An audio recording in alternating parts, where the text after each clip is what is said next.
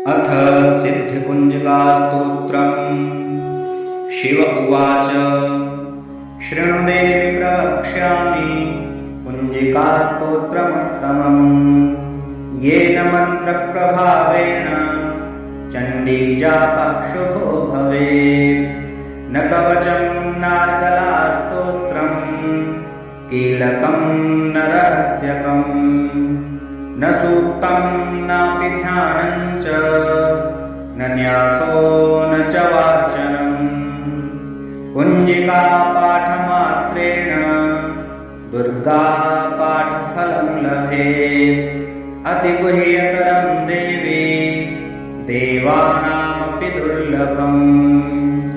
गोपनीयं प्रयत्नेन स्वयोनिरिव पार्वती। मारणं मोहनं वश्यं स्तम्भनोच्चाटनादिकम्। पाठमात्रेण संसिद्ध्येत् कुञ्जिकास्तोत्रमुत्तमम्। अथ मन्त्रः। ॐ ऐं ह्रीं क्लीं चामुण्डायै विद्ये। ॐ ग्लौं हूं क्लीं जूं स्वाहा। ज्वालय ज्वालय ज्वल ज्वल प्रज्वल प्रज्वल। ऐं ह्रीं क्लीं चामुण्डायै विद्ये। ज्वल हंसं लं क्षं फट् स्वाहा इति मन्त्रः। नमस्ते रुद्ररूपिण्यै, नमस्ते मधुमर्दिनी, नमः कैटभहारिण्यै, नमस्ते महिषार्दिनी, नमस्ते शुम्भहन्त्यै च निशुम्भासुरघातिनी। जागृतं हि महादेवी, जपं सिद्धिं कुरुष्व मे। ऐंकारी सृष्टिरूपायै, ह्रींकारी प्रतिपालिका, क्लींकारी कामरूपिण्यै, बीजरूपे नमोऽस्तु ते।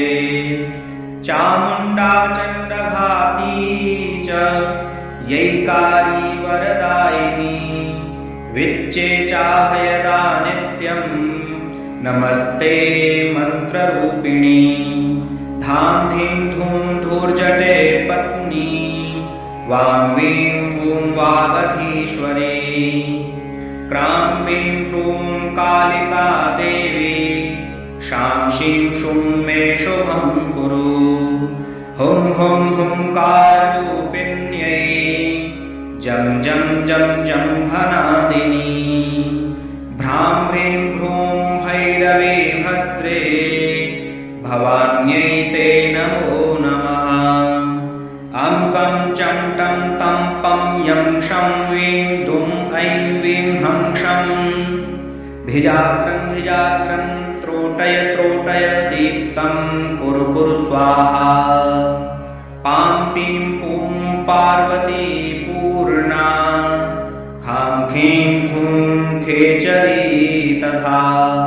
सां सीं सूं सप्तशती देव्या, मन्त्रसिद्धिं कुरुष्व मे। इदं तु कुञ्जिकास्तोत्रम्, मन्त्रजागर्ति हेतवे। अभक्तेनैव दातव्यं, गोपितं रक्ष पार्वती। यस्तु कुञ्जिकया देवी, हीनां सप्तशतीं पठेत्, न तस्य जायते सिद्धिररण्ये रोदनं यथा। कुञ्जिकास्तोत्रं सम्पूर्णम्।